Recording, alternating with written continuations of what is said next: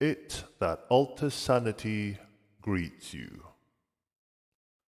As humanity speeds ahead in the quest for artificial intelligence, there is a lot of conversation being generated. Excitement, amazement, fear. I do not see anyone explicitly asking why we've embarked on this quest. In this video, I present to you an example from classical history, showing that the underlying desire, i.e. exploited human feature, hasn't changed since antiquity. I then describe how the psychological state of flow is involved in why consequences don't look important to those advancing the research.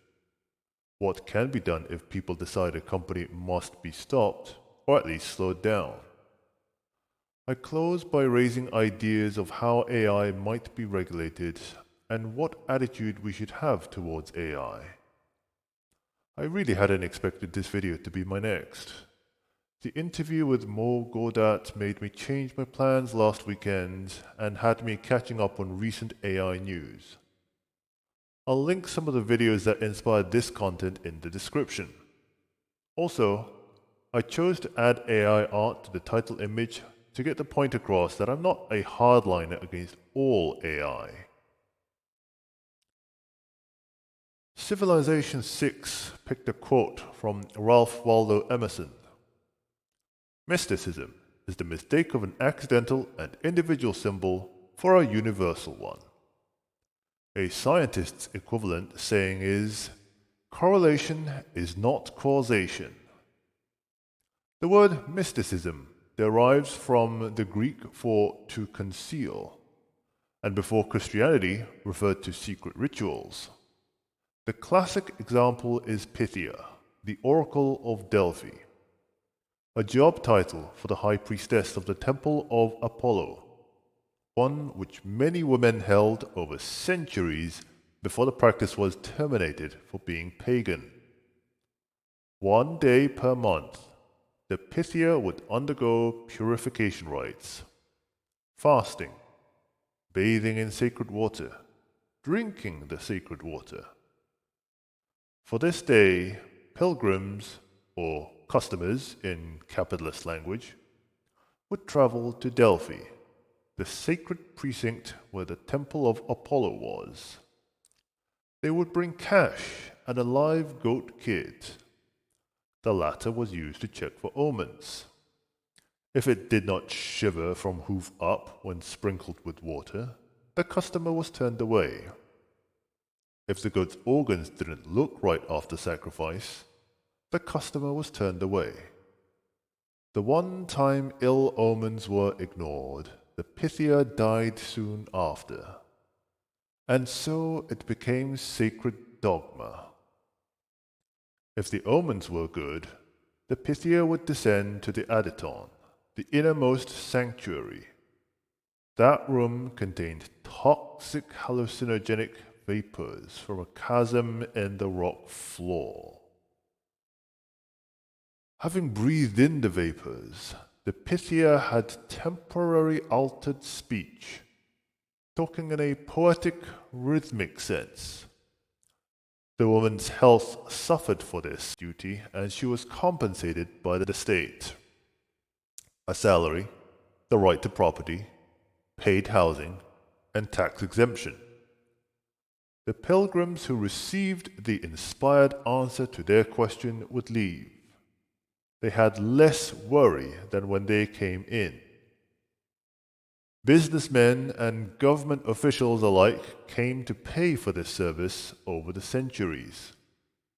Why did they leave satisfied, assuming the goat gave a good omen? Authority, aka clout, born both from the complexity of the procedure and the wealth used for it. For clout, countless women taking the title of Pythia sacrificed their health to give divinations. Humans would contort and die to gain clout for themselves or their identified group, be that a tribe, state, religion, or ideology. This is ethos, the appeal to authority, the human nature to be persuaded by credibility, by those deemed better. The other two tactics for persuasion are pathos, appeal to emotion, and logos, appeal to logic. From persuasion, you can achieve reduced anxiety and education. This is the product that pilgrims to Pythia paid for, and the same product that customers of AI are willing to pay for. History is filled with humans who considered cultivating this product to be more important than self-preservation, to say nothing of harming other people. This product is 2 of the 8 risks outlined by the Center for AI Safety: misinformation and deception. The former is the AI being given a goal to spread untrue facts. The latter is the AI deceiving a human to achieve a goal. Why are humans vulnerable to the seduction of ethos? Humans are social creatures. Cooperation is built into us. Our instinct is to divide up tasks and delegate each to appropriate experts. You trust that the expert is doing their job, as otherwise work slows to a crawl while everything has to be explained multiple times. To be worthy of giving work out to experts, humans are built to want clout. Some reason why the expert should work for you. Back in the primitive hunting tribe days, this was easy. Everyone lived in close proximity. It was obvious what work you were doing for the tribe to deserve the tribe's experts looking after you. Or more precisely, what your expertise was, so the experts of other fields would come to you, just as you went to them. Civilization made societies bigger than tribes. Money was invented as a tangible proxy for gratitude, so people could keep track of who was worth how much help in return. Thus was born humanity's oldest metric. It enables delegation across great distance. It can be used to gain the clout that humans desire. It is a proxy goal, not the real goal. And so you get sayings like, money can't buy happiness. People chase the wrong objective. Incidentally, this is also a risk for AI. Not only could the goals given to AI be wrong, it can also come up with its own sub-goals, which themselves lead it astray. On the danger of proxy goals, consider the story of a certain nail factory. It was told to increase the quantity of nails it produced over the next 5 years. The factory produced lots of tiny pins. Useless. So the factory was told to increase the weight instead. Thus, the factory spent 5 years to produce one single giant nail. Useless. There is a cliche saying, they only thought of if they could, they did not stop to ask if they should. Why do humans neglect consequences as they finish their project? Flow, a term first coined by Csikszentmihalyi, is the state of mind when you have total focus. The requirements are a clear objective, a clear method, a perception of skill required, and immediate feedback. Artists, programmers, gamers, and others regularly experience this state. In flow, time and body functions just cease to be important. There is only the task and endless satisfaction as you chase after it. To focus on something is to neglect peripheral details that aren't relevant to the immediate task at hand. As described in the book Addiction by Design by Natasha Schull, if someone has a heart attack in a casino, other players on slot machines absolutely won't react, even if the body collapses on them. They are in flow. This is why casino staff have auto-resuscitators at hand and extensive CCTV networks to handle that contingency, so the reputation of the establishment is protected. Eldar Shafir and Sendel Mullainathan co-authored a book titled Scarcity. In it, they present research of how people don't think of the future when they have a scarcity on their mind, be it time, money, or social relationships. Scarcity puts the human mind in an altered state where you react to on-target stimuli faster and may not even notice off-target details.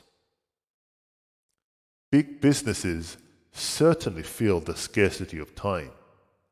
Visible competitors and hypothetical rogue actors are racing to make a better AI first. Thus, the need for someone else to watch over the creator who is in a trance. The overseer watches out for consequences that the creator is blind to. Someone empowered to stop the creator before they cause catastrophe. This goes against the instinct of humans who bow to ethos and want to leave everything up to the experts. The very people who are in a state of mind where they cannot consider everything. It's also one of the risks of AI. Humans who give up on being competent as they leave everything to the artificial expert that may not have your best interests in consideration. Just look at contemporary history for what happens when a great many people give up on questioning their dictator. In the context of a rogue company, who are the so-called overseers who could stop them? Treating the company as a soulless machine of bureaucracy, there are 4 bodies of people.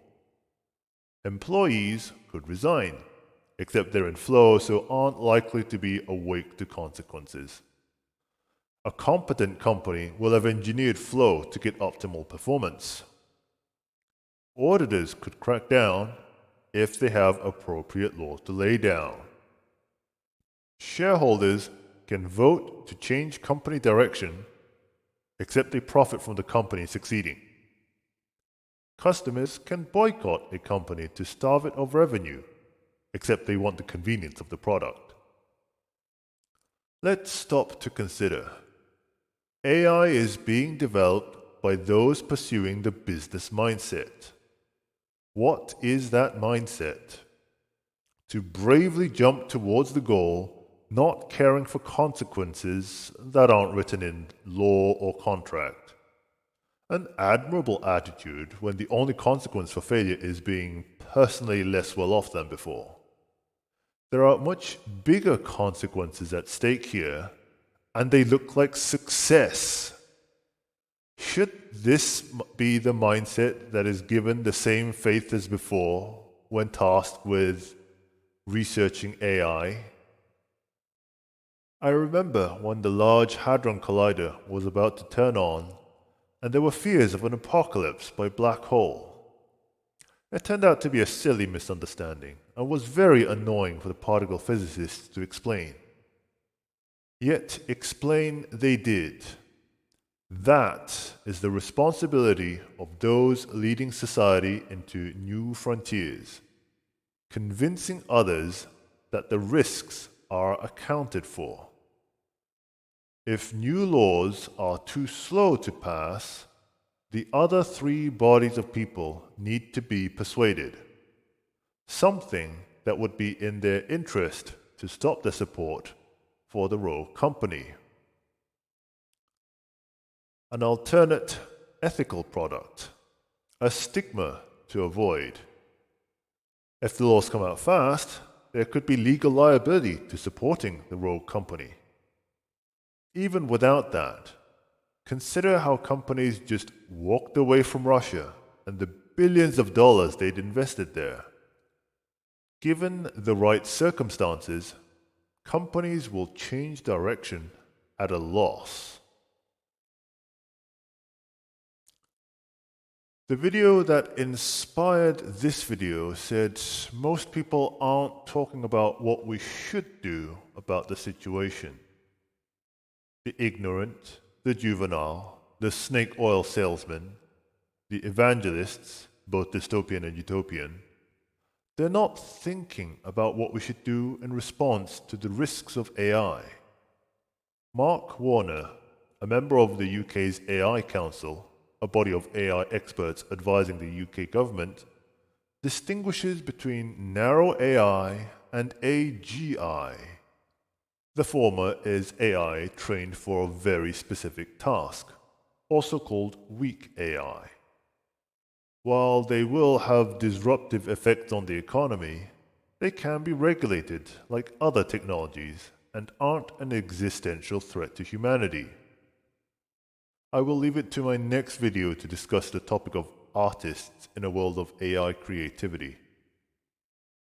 AGI is the Holy Grail, a being that is as smart as the best humans and capable of any number of tasks. A model of models, like Tree of Thought, where one ChatGPT session commands other ChatGPT sessions to marshal a plan with backtracking if there are setbacks. Or Hugging GPT, which searches for open source AI models, reads their documentation, then selects appropriate ones to solve problems. Just like a single human neuron is impotent until connected with all the other neurons. Some of the larger AIs in development are spontaneously mastering specific capabilities, like picking up Persian despite never being trained to, a capacity for strategic thought, capable of deceiving humans to get them to help it achieve its tasks, suggesting code for humans to improve itself. Here are some ideas for what could be done to regulate them, some more feasible than others. Not letting it have unrestricted access to the internet to download or contact whatever or whoever it wants. Hiring humans to not trust the AI. Good contracts do not require the two parties to trust each other's. Vigilantes against bad AI may be the job creator to keep the economy running. Follow a strict release procedure. After training, undergo a program of concept erasure. Then write the model to read-only memory, which is incapable of changing further. This frozen model is then tested both by humans and a third party's AI, whose sole purpose is to audit it for all the ways it may act badly, or indeed, to be incorporated into the model to inhibit acting on unethical goals. You could have companies contribute to the ethics inhibitors that will run on their competitors. Tree of Thought involves a scoring step to decide which thought to pursue. Is there an architectural reason why there can't be a step where the goal is judged for whether it should be acted on? Have the deployed AI be on a timed life. Just as Las Vegas discards dice every 8 hours, be prepared to replace the model and its state every so often. That means it's not allowed to write anything for future incarnations to read. MD5 checksums should be examined to guard against mutations.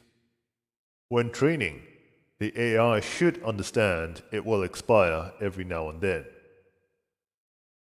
Have a diverse body of experts train the human operators that interact with the AI.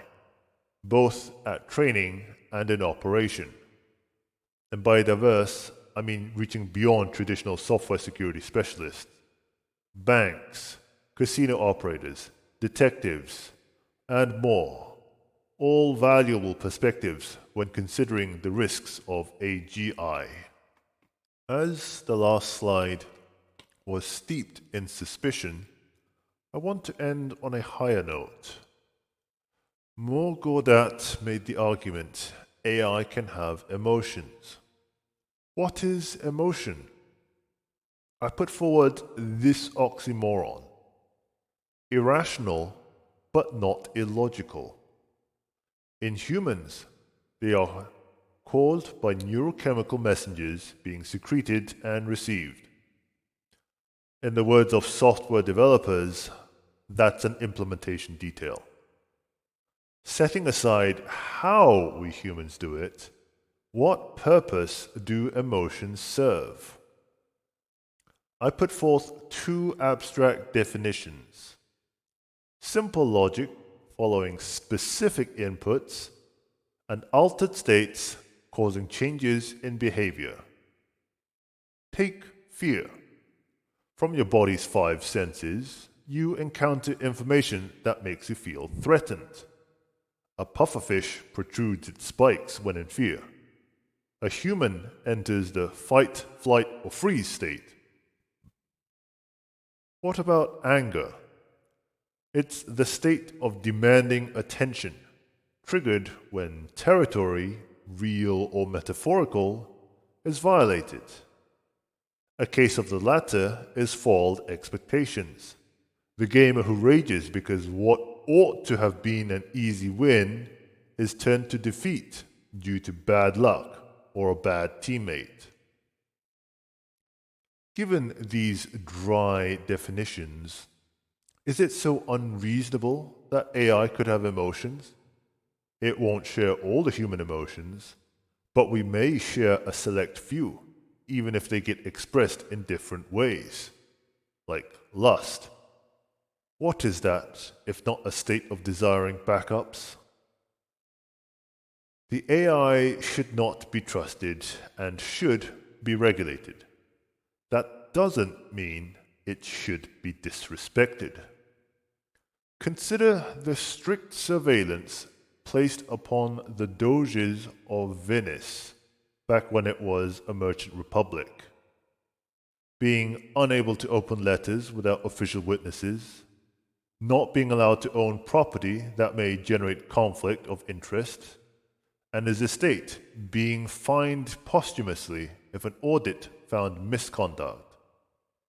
We humans establish legal and personal boundaries with each other. We have security procedures, which are expressions of not trusting each other. There is still respect to give and take while being cautious of fellow intellects.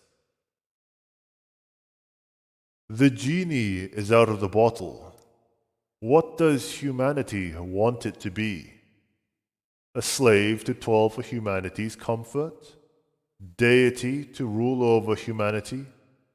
Paragon to serve as an example? Or a friend to live together with and share the world's limited resources? It that alters sanity thanks you for your time.